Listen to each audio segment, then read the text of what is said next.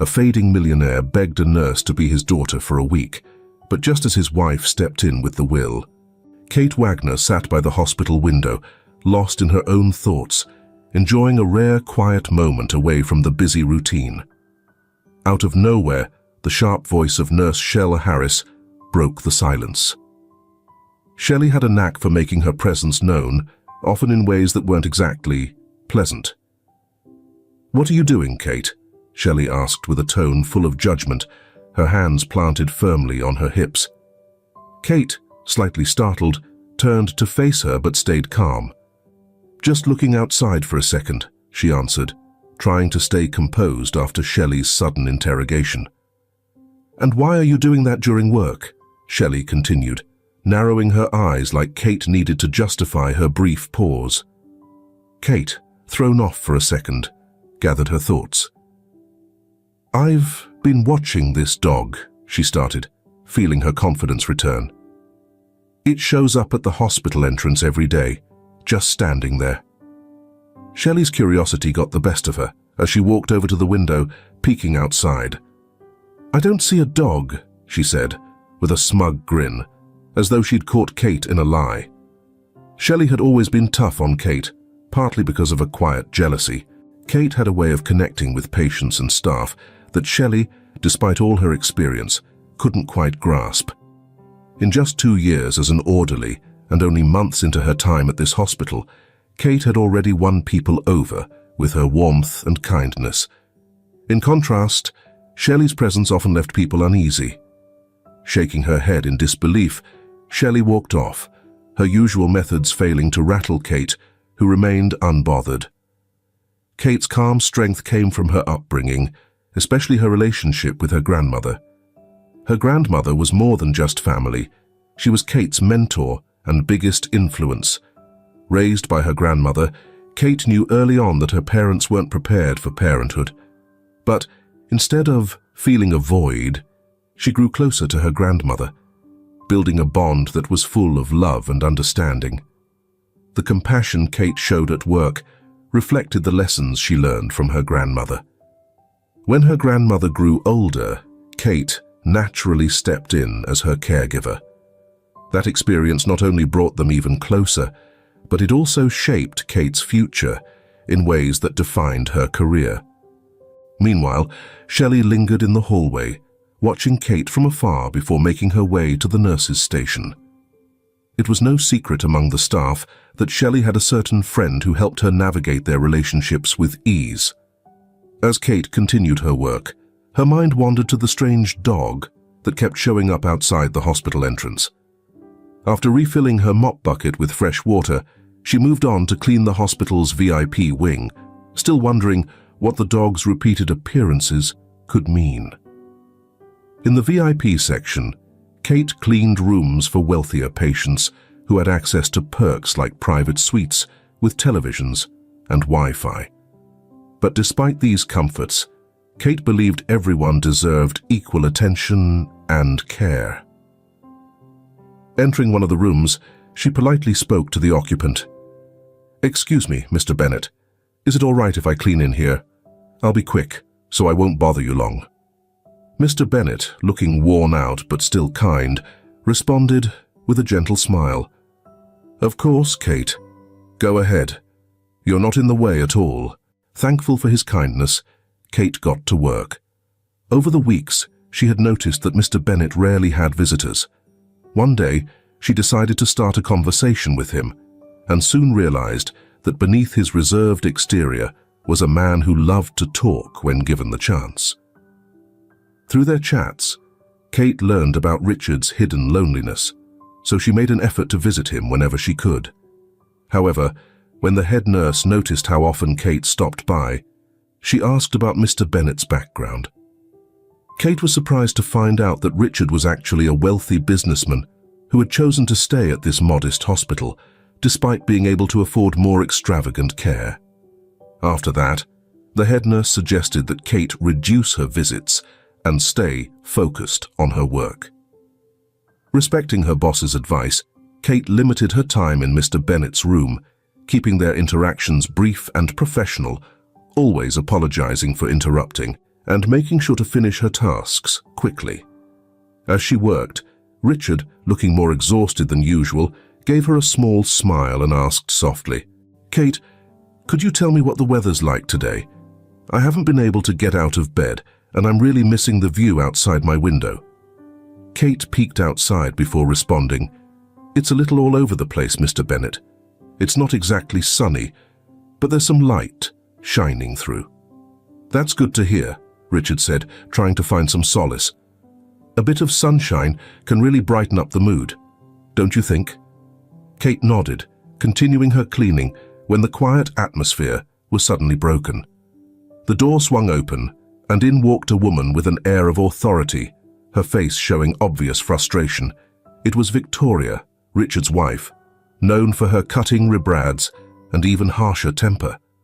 Without bothering with a greeting, Victoria snapped, "Can't I ever have a moment alone with my husband? This room always feels like Grand Central Station." Used to Victoria's abrupt manner, Kate gave a quick nod and quietly slipped out, wanting to avoid getting caught in her ire. She'd heard whispers from other staff members about Victoria's difficult personality and suspicions about her intentions, especially considering Richard's substantial wealth. Lindsay, another staff member, would often comment on the situation with a hint of skepticism, implying that Victoria was set to gain a lot from her husband's illness.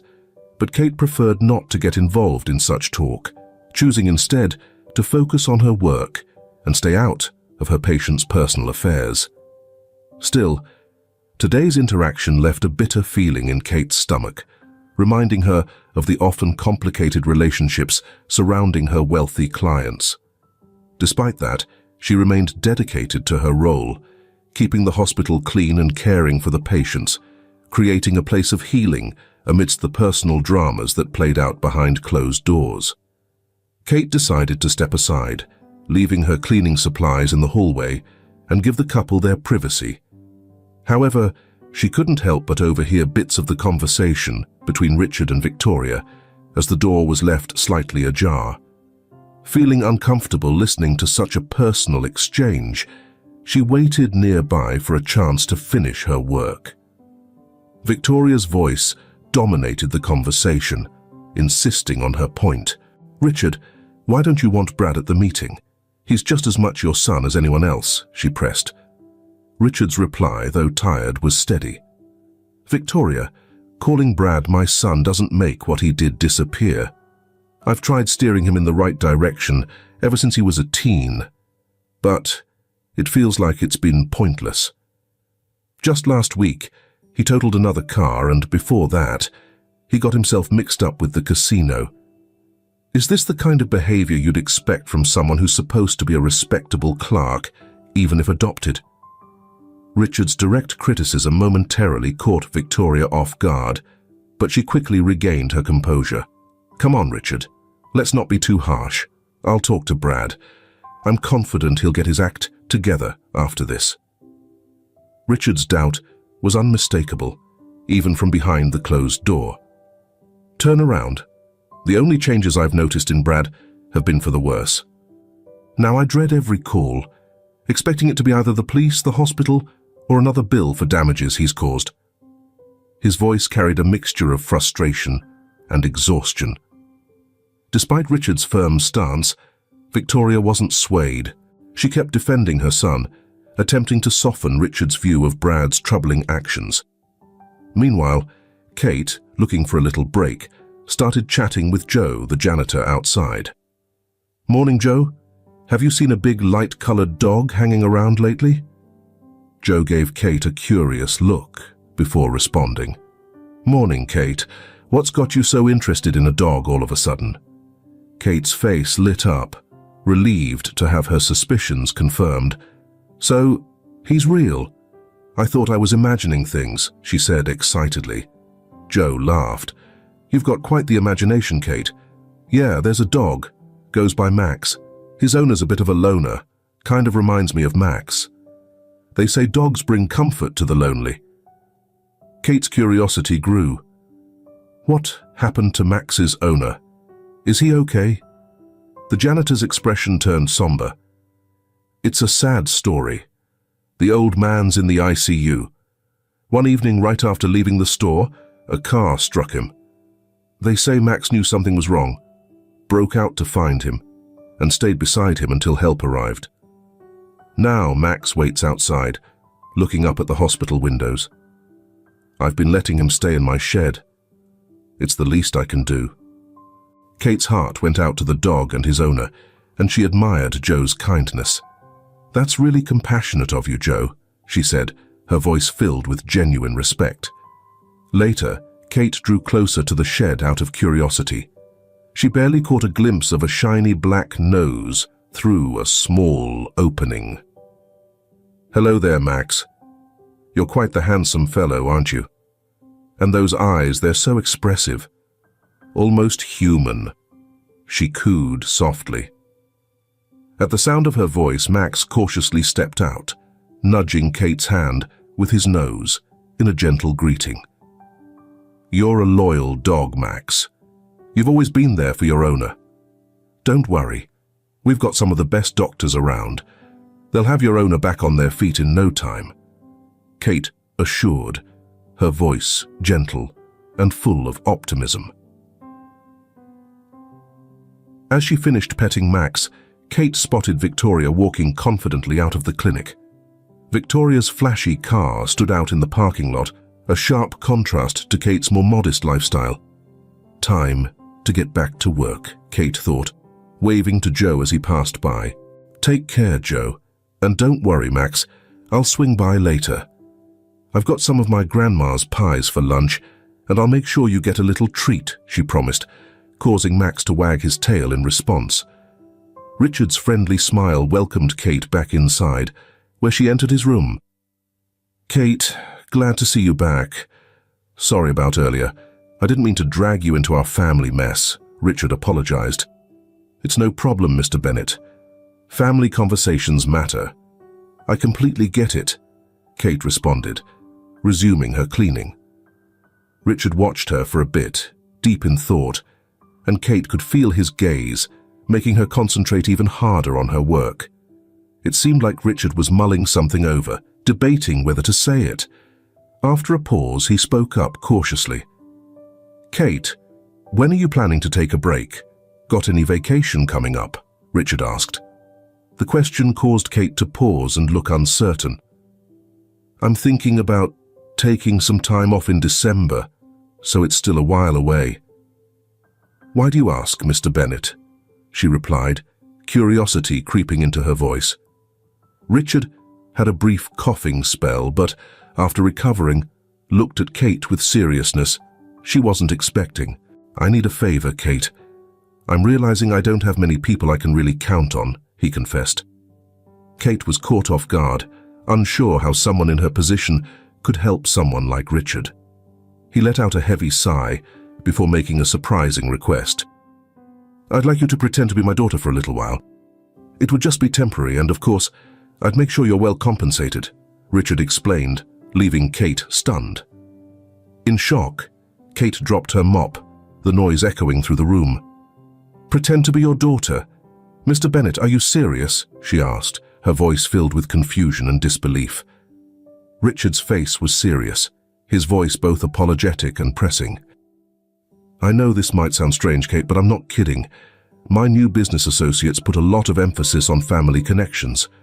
They won't move forward until there's trust in place." Kate, still trying to process what he was asking, pressed for more details. "But why me? I don't see how I fit into all this, Mr. Bennett." Richard paused, clearly wanting to be thorough in his explanation. "Here's the thing, Kate. These partners are hosting an event specifically for the adult children of everyone involved in the deal. It's designed to build loyalty and strengthen ties. The problem is I don't have anyone to represent me. My stepson, well, he's not reliable. His behavior is unpredictable, and I can't afford to have him embarrass me." He hesitated for a moment before continuing. "That's why I thought of creating a backstory, having a daughter from a previous marriage. You'd be the ideal fit, especially since you're not involved in our business world. No one would question it." Kate couldn't resist a sarcastic reply. Well, that's certainly an interesting take on business networking. Richard managed to smile, glad to see a hint of interest from her. Exactly. And don't worry, it'll be fun. You'll have a great time, and no one will suspect a thing. Kate's skepticism was obvious as she voiced her concerns. Why me though, Mr. Bennett? I appreciate the thought, but wouldn't a professional be better suited? Maybe an actor?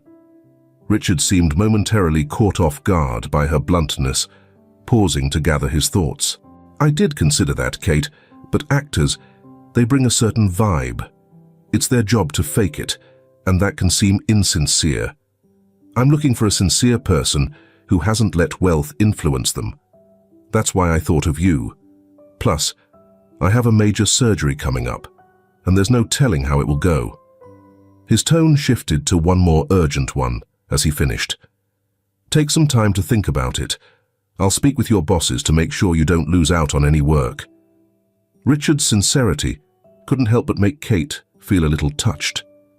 The thought of stepping into the life of a wealthy businessman's daughter was both overwhelming and thrilling. For a brief second, she allowed herself to imagine the luxurious lifestyle she might experience, even if only temporarily. However, the reality of her circumstances soon brought her back to the present. Richard, I'm truly grateful for your offer, but I just don't see how I would fit in with that crowd. I wouldn't even know where to begin fitting in. I don't have the clothes, the appearance, or the right etiquette for that kind of event. Showing up like this would be a complete disaster. How could I possibly pull it off? Kate voiced her doubts, her tone a blend of disbelief and sincere concern. Richard, with the sharp instincts of an experienced negotiator, picked up on her uncertainty and decided to tackle it directly. Kate, don't worry about a thing. I'll take care of everything. We'll get you a stunning dress, your hair and nails done, the works. I'm in a bit of a tough spot with my surgery coming up, and I really don't know what the future holds. I can't rely on Brad or Victoria for this. I need someone dependable, and from the moment we met, I knew you were the one I could trust. His honest words were meant to persuade her. As Kate listened, she felt a swirl of emotions. Richard's faith in her brought a smile to her face. And while the idea of stepping into such an unfamiliar world was nerve-wracking, it was also exciting. Mr. Bennett, I'm truly honored by your confidence in me, and it does sound like quite an adventure, but I'm mainly concerned about my job. We're already short-staffed, and with Lindsay out so often it's been hard, she said, her enthusiasm muted by the reality of her duties at the hospital. Even if the head nurse approves, I'm not sure the department head will agree to my time off in this situation. Richard, with unwavering assurance, responded, Don't worry about work, Kate. I've got some pull here at the clinic, considering my donations over the years. I'll have a word with the head nurse and the department head. And as for my health, well, let's hope for the best. Kate, ever the optimist, quickly chimed in. Oh, Richard, don't talk like that. You're going to be fine. You've still got so much ahead of you. Richard offered a slight grin. I appreciate your optimism, Kate, but things in the real world aren't quite that simple. I just wish the hospital could treat everyone equally, not just those in the VIP rooms. If I get better, I'm going to make sure that changes, Kate said with determination. Before Richard could respond, the head nurse, Mrs. Harris, stepped into the room. Kate, have you been hanging out in here all day? The hallways won't clean themselves, you know. Need I remind you of what Mr. Wellington will say if there's even a hint of dust? Richard, noticing the tension, calmly intervened. Mrs. Harris, he said firmly, let's lower our voices. I actually need a favor, and I'd appreciate it if you could pass it along to Stephen. Mrs. Harris stood a little straighter at the mention of the department head, but Richard pressed on. I'm requesting a week off for Kate. It's important, and I trust you can make that happen quickly. Mrs. Harris, clearly startled, stammered, "A week? But who will handle her duties?" Richard remained unfazed. "I'm sure you'll figure it out. And if Stephen pushes back, I'll take it up with the chief physician. We'll find a solution." His calm but firm tone made it clear he wasn't going to back down, implying he'd use his connections, if necessary, to ensure Kate's time off. Mrs. Harris, visibly irritated, but saying nothing in response to Richard's authority, gave a sharp nod before exiting the room with a forceful slam of the door. When left alone, she stewed in her annoyance over what she perceived to be Richard's favoritism of Kate, a new employee she had never really liked. Has Richard lost his mind over this girl? If he weren't so sick, I'd think something else was going on, she muttered, her suspicions growing. I need to let Victoria know about this. She's got to keep an eye on her husband before he stirs up even more trouble. With that, Mrs. Harris went straight to Stephen Wellington, the department head, to pass along Richard's request. Stephen, fully aware of Richard's significant support of the clinic, knew it would be unwise to go against him. "Mrs. Harris, tell Richard I'll make sure it's all taken care of," Stephen replied curtly, his tone signaling he wanted the matter handled as quickly as possible. The interaction between Jessica and Stephen was distant and impersonal, a stark reflection of their deteriorating bond. Jessica left the office, feeling unappreciated and brushed aside, a far cry from the connection they once shared. As she stepped into the hallway, Jessica quickly regained her composure, pulling out her phone and dialing Victoria with a sense of urgency. She needed to inform Richard's wife about what was happening, hoping to prevent any more surprises from Richard's recent actions. When Victoria picked up, her tone was casual and almost dismissive. "Jessica, what's so important? Is this about Richard? Please tell me he's still breathing." "Of course he's fine, Victoria, but there's something strange going on. Richard has taken a liking to one of our new orderlies, Kate. And now he's planning to send her to represent him at some business event," Jessica explained, her voice a mix of frustration and disbelief. Victoria's response was dripping with sarcasm. "So what? Is he suddenly smitten with this girl? She's just some small-town kid." "Yes, the one you saw mopping floors earlier. That's Kate. And for whatever reason, Richard's decided to turn her into some kind of society lady," Jessica said, her voice dropping as she glanced around, wary of being overheard in the bustling office. After hanging up, Victoria sat quietly, her mind racing. She had been hoping Richard would finally agree to send Brad, his stepson, to the event. An ideal chance for Brad to build relationships and position himself as Richard's successor. With Richard's health issues and the uncertainty of his upcoming surgery, Victoria knew it was crucial to secure their future. "Think, Victoria. Richard doesn't have much time left. Who's going to run things when he's gone?" she pondered. The idea of a woman leading the company was one thing, but the business world wasn't always kind to women in power. And sure, Brad had his faults. Who didn't? Richard wasn't exactly perfect in his youth either. Now wasn't the time for him to start judging others.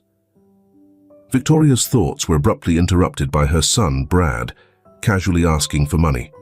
His plans for the night were laid out without the slightest hesitation. "Mom, I'm broke. Richard took my gold card, and I've got plans with the guys tonight." With a sigh, Victoria turned to him, her face a mixture of worry and frustration.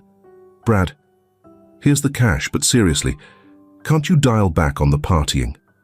Richard's up to something again, and it's tied to that event I mentioned." Brad seemed less interested. "What about it?" Sensing her chance to drive the point home, Victoria tried to paint a picture for him. "Just imagine, Richard's planning this formal event, but he's bringing in someone totally out of place, a true country girl. She looks like she should be on a farm, not at a business event." At the mention, Brad's mood shifted. "Richard's always making things difficult, huh? But he won't be around forever. Maybe we should make sure everything's in order, especially the will. You know how these rich guys get, suddenly wanting to give all their money away to charity when the end's near." Victoria waved off her son's skepticism. "Richard's not that foolish, Brad. He wouldn't just give it all away." But Brad wasn't convinced. "Oh, come on, Mum. Don't pretend you haven't noticed how much he's been giving to those shelters and animal rescues."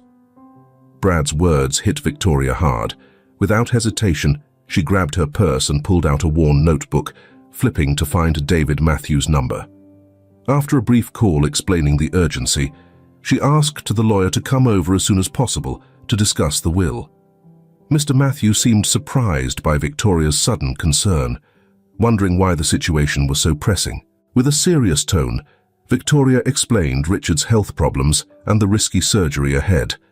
The lawyer, though caught off guard, promised to expedite the visit, his mind lingering on Richard's unexpected vulnerability. Meanwhile, Kate nervously prepared for a possible scolding from her boss, suspecting that Richard's odd request might have caused a stir. However, she was caught off guard when Stephen not only approved her leave, but extended it further, leaving her both thankful and a bit stunned. Meanwhile, Richard, lying in his hospital bed, was deep in thought, carefully preparing how he would introduce Kate to his business network. Knowing how sensitive this step was and aware of Kate's inexperience, he took his time, making sure every little detail was right and scribbling notes to help his weakening memory. His peaceful planning was interrupted when Victoria, along with Brad and their lawyer, David Matthew, walked into the room. Richard's surprise at seeing them was unmistakable, especially given the circumstances, challenging his belief that nothing could catch him off guard anymore at his age. "Victoria, I appreciate your concern, but isn't bringing a notary here now a bit premature?" Richard's voice was steady, though the tension beneath it was clear. He glanced at the notary, who looked visibly uncomfortable, before turning his attention back to Victoria, trying to gauge her intentions. Victoria persisted, despite his skepticism, saying, "It's just a precaution, Richard. With your surgery and all the uncertainty, it makes sense to have things in order. It's not about doubting your recovery. It's about being prepared. Later we can tear up the will and laugh about it, but right now this is about peace of mind." Richard mulled over her words, recognizing a sliver of logic beneath the discomfort. She was right. His business empire and assets needed someone to manage them if the worst happened. But looking at the people in front of him, he wasn't entirely reassured. His eyes landed on Brad, who seemed overly eager, as if he had already counted his inheritance. Richard couldn't help but feel a pang of disappointment. Brad's attitude of entitlement and his lack of discipline were hard to overlook. Then, there was Victoria, whose love for extravagance and frequent arguments clashed with Richard's values. He had always favored a more straightforward approach, forged during his years as an engineer. Efficiency, practicality, and modesty had always mattered more to him than luxury, reflected in his simple clothing and his distaste for showing off wealth. As Richard sat at this crossroad, his trust in his family felt shaken. The idea of writing a will now wasn't just about legalities. It forced him to confront his true feelings about the people closest to him. In the end, despite his inner conflict, Richard decided to leave his estate to Victoria. He realized the inevitable, that despite his doubts about Brad's abilities and motives, she would end up taking care of him. "All right, Richard, if you're ready, go ahead and sign here," David Matthew instructed, gesturing toward the signature lines, his voice calm, though his expression showed signs of stress. David had known Richard for a long time, watching him push through with energy and determination. But seeing him now, worn down by illness, was unsettling. As Richard signed the document, making his decision official, a strong feeling of finality hit him. He was fully aware that this decision could mean passing his life's work to someone whose principles were so different from his own. The thought of his distant relatives getting his wealth crossed his mind, but the idea felt empty, lacking any real sense of legacy. Victoria's reaction said it all. Her constant smile throughout the entire process wasn't just supportive. It felt to Richard like a clear sign of her anticipation. In that moment, he saw her differently, her joy seeming almost predatory, in contrast to his weakened state. Meanwhile, Kate, completely unaware of the tension surrounding Richard's will, was making plans for her unexpected break. She looked forward to the eventful week ahead, as Richard had asked, and was excited about visiting her grandmother, the person who had always been her rock.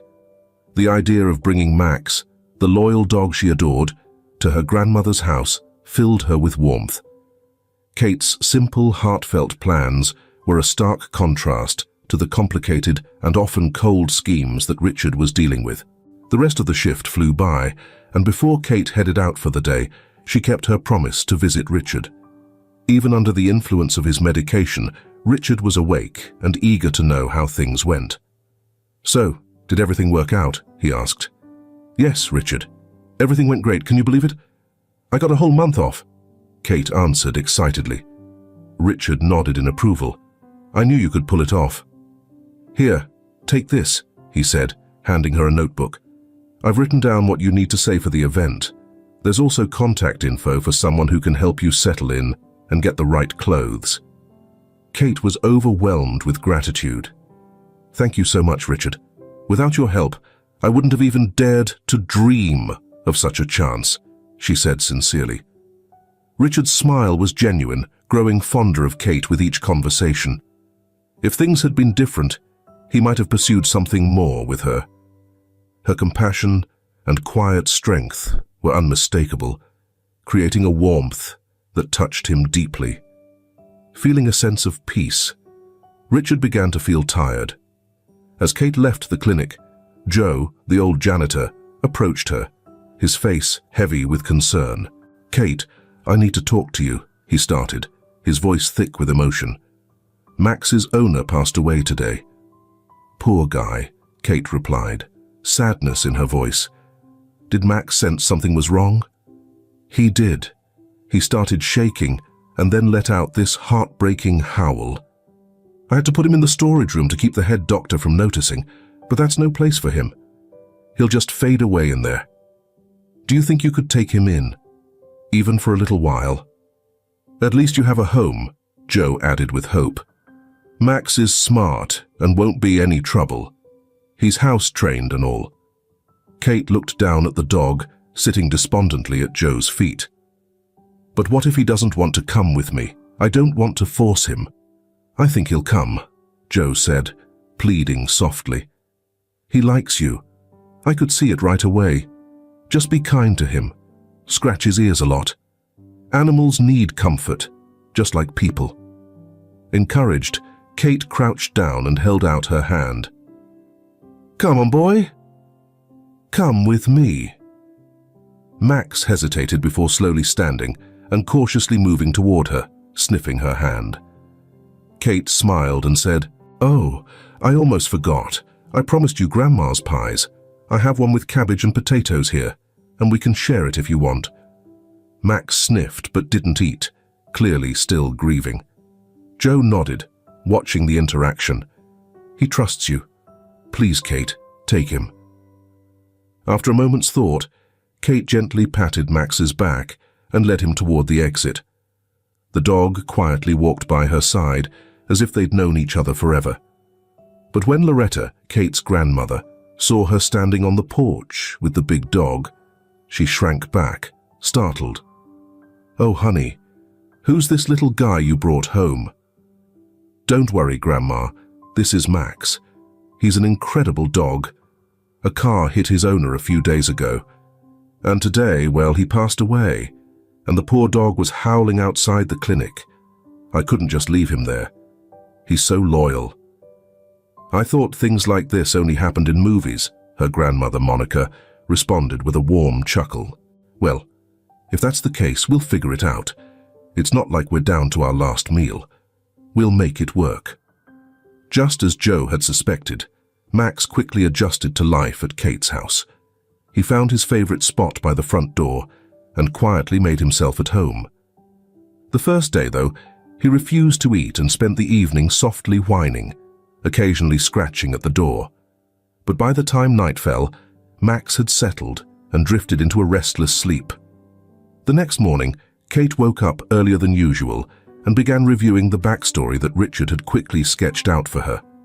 The story was simple.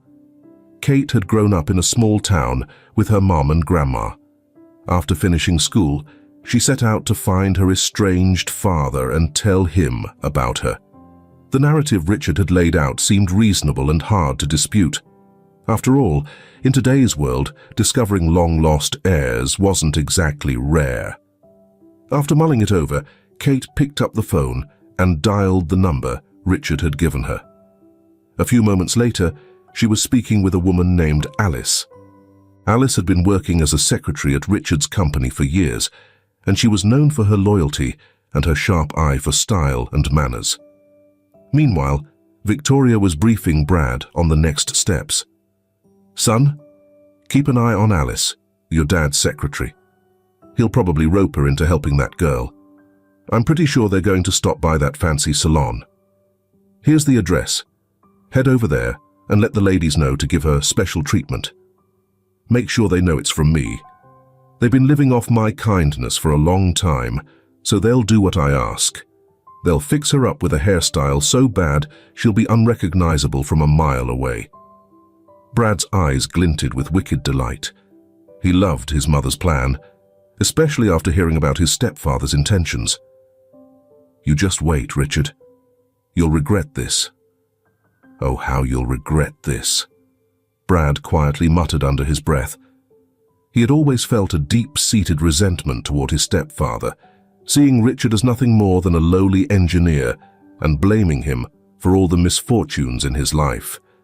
It was as if it had been Richard who'd gotten behind the wheel recklessly or slapped an innocent casino dealer. Victoria rarely talked about Brad's real father, but whispers in high society hinted that he had gotten himself involved in some shady activities leading down a dangerous road. But there was more going on than either Richard or Brad could have known. Behind closed doors, Victoria had been secretly reconnecting with her ex-husband, seeing him as the true embodiment of masculinity, a real alpha male. A normal life with Tony was impossible, though. Being with him meant her days would be filled with sending packages to prison and covering his gambling debts. Richard, by contrast, was smart, cultured, and wealthy. Victoria didn't love him, but she understood that love wouldn't keep the lights on. For that, she had Tony, reliable, tough, and relentless like a lone wolf. Victoria often fantasized about Tony taking Richard's place beside Brad. It would be a powerful duo, experience and strength on Tony's side, and youthful energy on Brad's. Together, they'd be unstoppable. Tony was ready to remove any obstacles. Recently, Victoria and Tony had been meeting more often, as if sensing that Richard's health would soon fail. "Still going strong, huh?" Tony would ask at every secret meeting. Victoria would just nod. "Yeah, still hanging in there." "You'll be the first to know when that changes," she promised. "When Richard's gone, this town's going to be buzzing like a hive that's been knocked over. Just hang tight. This surgery will be his last." Tony sneered in response. If it had been up to him, Richard would have been out of the picture long ago. He had tried everything, from messing with Richard's car to tampering with the brakes. But nothing worked. He even tried setting Richard's cabin on fire while he was asleep, but the firefighters showed up before much damage could be done. No matter what Tony did, Richard just kept on living, oblivious to the danger. Out of sheer desperation, Tony sought out a fortune teller. There were odd stories going around about her, suggesting she had some extraordinary abilities. So Tony decided to take the leap and meet with her. Though he had lived a life full of crime, being inside the fortune teller's place gave Tony an unsettling feeling. Marilyn, a woman in her 50s, fit the image perfectly. decked out with brooches, crystal balls, and other mystical items scattered about. After Tony explained what he was looking for, she asked for a photo of the person in question. Without hesitation, Tony handed her a picture of Richard.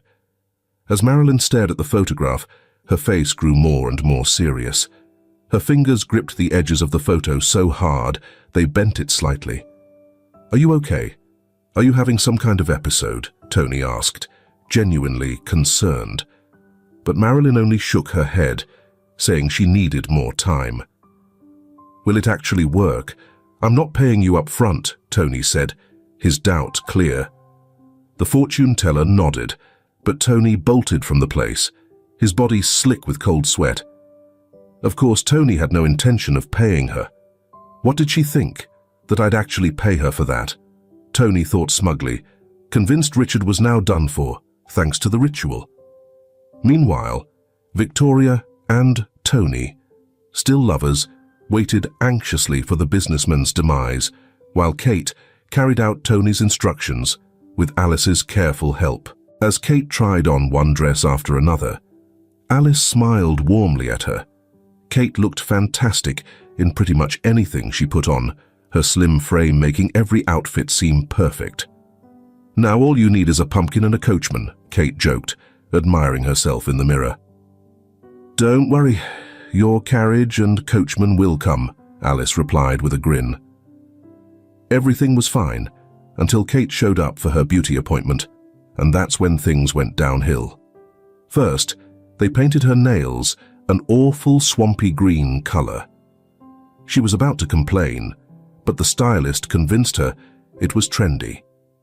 Reluctantly, Kate sat down for her hair appointment, not knowing she was about to face her worst fear. She had asked for just a small curl at the ends, something that reminded her of when she was a kid, but they convinced her to try a new color instead, and the result was a disaster. The color of Kate's hair had changed due to the stylist switching out the dye. "Oh my God, what have you done? I look like an alien. How am I supposed to go now?" Kate cried on the verge of tears. Alice wasn't there to lend her support, having rushed off to the clinic where Richard was getting prepped for surgery. "Let's see what we can do about that color, shall we? Seems like there's been a bit of a mix-up on our part, and for that, we're truly sorry. You know how it is. We're all human here," the manager said, her voice void of any real empathy, even though she had been instructed earlier on how to handle this kind of situation. "I'm on a tight schedule," Kate snapped. "There's no way I can have it fixed now. I've got a meeting in 30 minutes. She stormed out of the cold, indifferent salon, her frustration boiling over.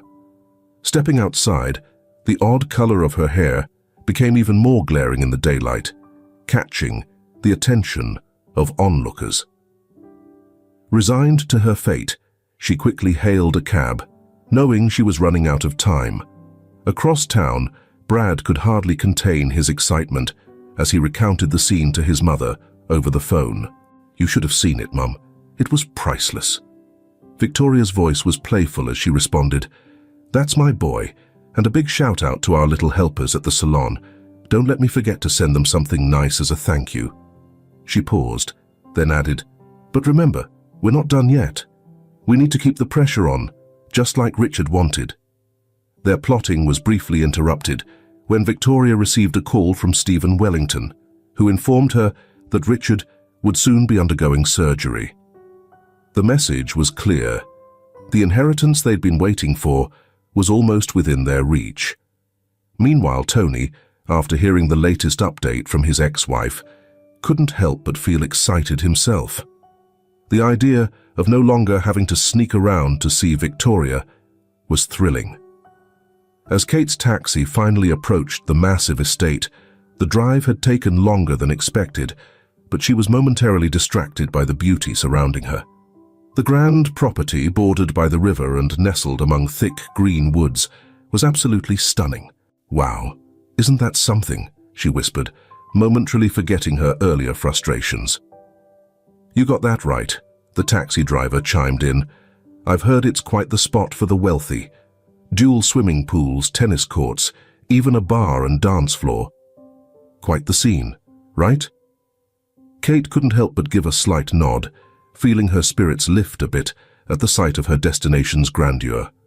When the taxi stopped in front of the impressive entrance, the driver turned to her with a friendly grin.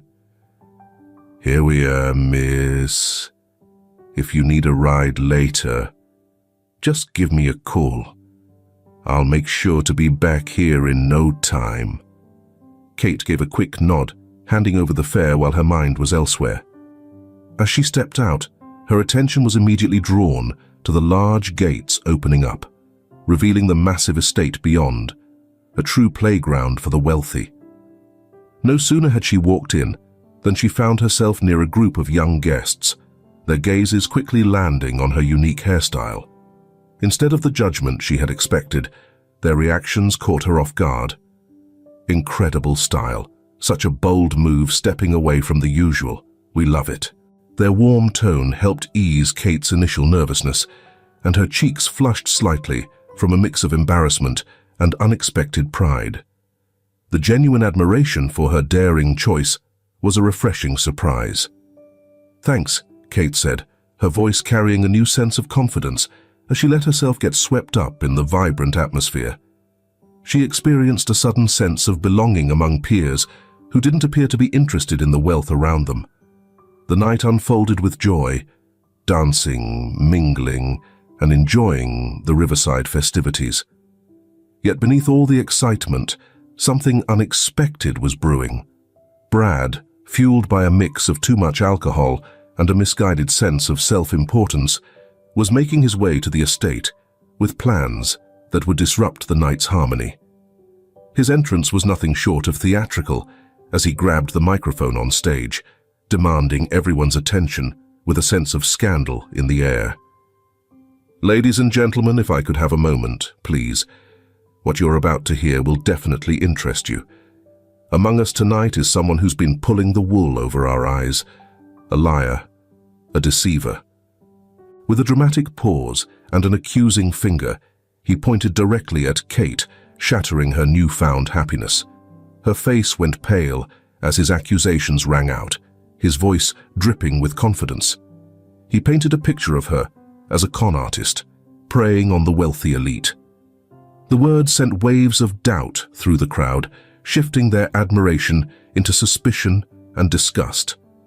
The change in the air was obvious, as judgment quickly took over. The welcoming smiles turned cold, and all eyes were now on Kate, casting her as the center of a deceitful spectacle. Feeling completely overwhelmed by the unexpected events, Kate's tears fell in hot, stinging streams down her face, each one revealing the depth of her humiliation and sorrow. Her heart pounded in her chest, desperate to escape the torment of public disgrace. With an intense urge to run, to hide away from the world, Kate hurried toward the river, the sound of cruel laughter from her peers still ringing in her ears. In her turmoil, she clung to the idea that the cool river water might offer some sort of relief, imagining it could wash away her pain. As she got closer, muttering about cleansing and finding peace, Alice's voice cut through the stillness of the night. "Kate, stop, please don't." Panting, Alice reached the riverbank, her eyes wide with panic and concern. "Kate, listen to me. Richard, he left you everything. His entire estate, the business. It's all yours now." Kate paused, the cold water now up to her chest as the weight of Alice's words hit her. Confusion clouded her thoughts. Richard's will? His business? But why? What does that even mean right now? She asked, her voice shaking. Alice gripped her arm tighter, her determination clear. "We have to leave, Kate.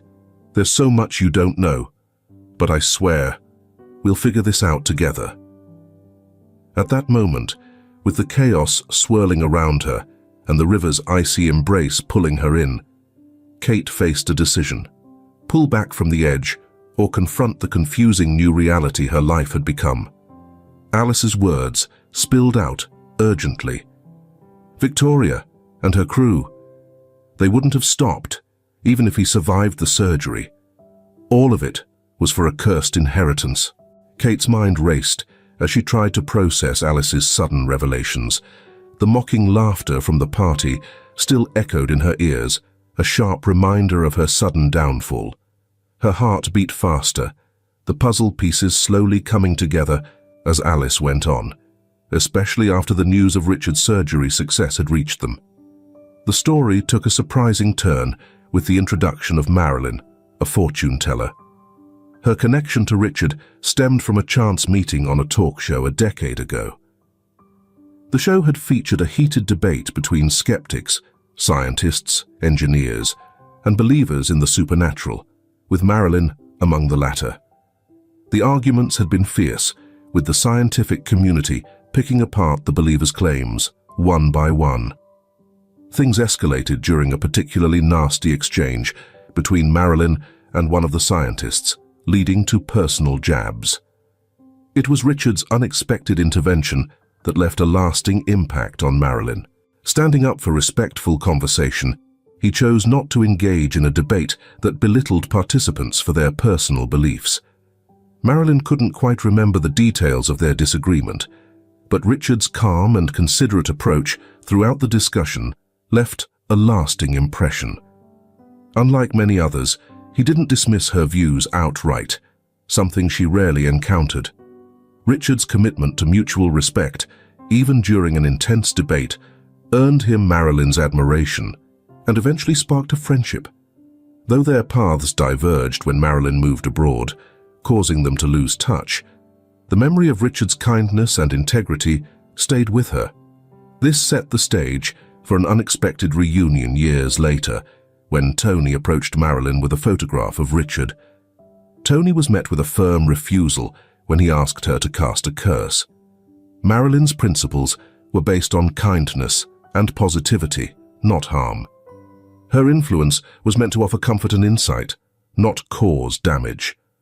So when faced with Tony's dark request, she pretended to agree, performing a meaningless ritual without true intent. However, seeing the photograph stirred concern for Richard. She went to see him at the hospital out of necessity. The sudden visit at first confused Richard, but as soon as he recognized her, he felt the familiar warmth of an old friend. Their reunion was filled with shared memories and smiles, briefly setting aside the darker reasons that brought them together. Richard expressed his gratitude for her visit and asked how she had known he was in trouble. Marilyn explained her encounter with Tony and described the man in detail. It was when she mentioned a unique wire tattoo that something clicked for Richard. Tony, though only a minor figure in Richard's life, now appeared suspicious. As he reflected on recent events, the near-fatal accident and the fire that destroyed his country house, Richard began to see a troubling story unfold. His natural belief in the goodness of people had blinded him to the danger growing within his own home. While he had always known his wife and stepson depended on him financially, the thought that they could be plotting something so harmful was a shock. Richard's optimism had not prepared him for the betrayal that came from his own family. After coming to a disturbing realization about the true intentions of those closest to him, Richard made a bold choice to change his will, naming Kate, a humble hospital orderly, as the new beneficiary. The circumstances that exposed his wife's and her partner's sinister plans served as the driving force behind this important decision. In a hurry, Alice, sensing the urgency, rushed from the beauty salon to quietly call on notary David Matthew, bringing him to Richard's side. The mission? To update the will just in time, right before Richard was taken into surgery, a procedure that carried significant risk. Richard's plan was refreshingly simple. By making Kate, a seemingly unrelated person with no stake in his fortune, the new heir, he skillfully sidestepped the greed of Donna and Tony. His enemies would no longer benefit from his wealth. Selecting Kate wasn't just a last-minute gamble. He remembered her kindness during his hospital stays, where her genuine care made a lasting impact on him. Richard had long struggled with the sadness of not having children, hoping to fill that void by marrying Donna and taking in her son, Brad, as his own. Unfortunately, as time passed, Brad's behavior became increasingly troubling, showing more and more of his real father, Tony's bad influence. People had suggested adoption as a way for Richard to have the family he always wanted, but he was overwhelmed by the idea and unsure if he was up to the task. Faced with his own mortality, Richard came to grips with the truth about his life. He decided that his legacy should be one of generosity, leaving his wealth to Kate with the hope it would bring her happiness and stability. However, fate had other plans. Not only did Richard make it through the surgery, but his recovery was steady, changing the course of many lives along the way. Kate later walked into Richard's hospital room, her bright smile lighting up the otherwise sterile surroundings. Her usual cleaning supplies were nowhere to be seen. "So, does this mean I get to start calling you Dad now, Mr. Bennett?" she teased, sitting casually on the edge of his bed with a playful grin. Richard couldn't help but notice her new hairdo, though he held back from commenting too much. "That's quite the look you've got there," he said with a chuckle. Kate rolled her eyes, laughing. "Please don't. I'm fixing it tonight. This disaster has to go." Their conversation drifted through the whirlwind of recent events, a mix of comfort and disbelief shared between them. Richard remained in the hospital for another 2 weeks, while Kate went back to her usual routine, though her mind buzzed with a slew of new thoughts. The night before Richard was set to be discharged, Kate was unexpectedly called to the chief doctor's office. Stephen handed her a stack of papers to sign, offering no explanation. Kate's confusion was evident. "Looks like you're no longer on the hospital's staff, Wagner," Stephen finally said, breaking the news. As the truth unfolded, Kate learned that Richard had requested her to be his personal caretaker during his recovery at home.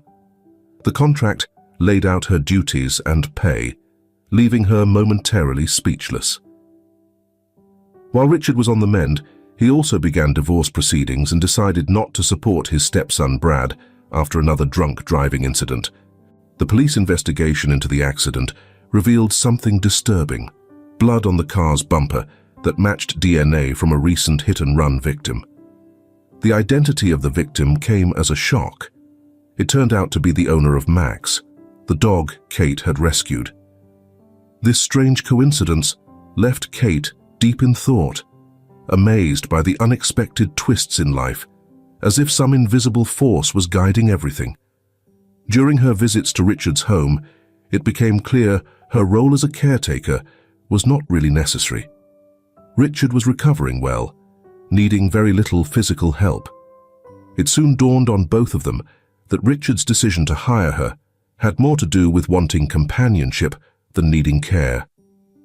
Each evening, as it was time for Kate to leave, she would flash Richard a warm smile, gently reminding him of her other obligations. "I should get going," she'd say with a trace of hesitation. "My grandma needs me." One evening, about a week into this routine, Richard, seeking connection and a sense of belonging, carefully brought up something that had been on his mind. "Kate, do you think I could come with you tonight? I'd really like to meet your grandmother," he asked, his voice filled with hopeful curiosity. Kate, caught off guard by the request, paused for a moment before a genuine smile spread across her face. "Of course, Richard. I think she'd love to meet you too," she replied, her warm tone easing any lingering doubt. That evening became an unforgettable memory for Richard, a far cry from the loneliness that had filled his life lately. Kate's small mobile home felt warm and genuine, a kind of comfort he hadn't felt in a long time. They sat outside, sipping hot chocolate under the stars, and for the first time in what felt like forever, Richard realized he was experiencing something he'd lost: a sense of home. As they moved indoors, Kate's grandmother, Monica, quickly proved herself to be a fascinating conversationalist. Her wisdom and warmth only deepened the evening's richness. After Richard opened up about his own journey, a thoughtful silence filled the room. Monica seemed lost in thought, her eyes contemplative. Sensing her mood, Richard said, "You're thinking about her, aren't you?" "Marilyn." Monica looked up, a touch of surprise in her eyes. "How did you know?" Richard smiled gently. "Sometimes, you just need a little nudge to see what's been right in front of you all along." It was clear they were both reflecting on Marilyn.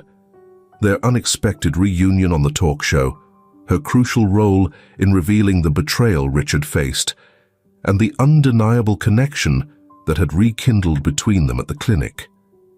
Just then, Kate returned to the room with a plate of sandwiches, joking, "So, should I be getting ready for another act in this unfolding drama?" Richard laughed, shaking his head. "No more charades for now, but I might need your fashion advice tomorrow." The next day, Richard found himself on a shopping trip like none he had ever experienced, led by Kate and Monica. The store became their playground, with the two women excitedly picking out outfits for Richard that were far from his usual style. At first he felt a bit out of place, but soon enough their enthusiasm rubbed off on him.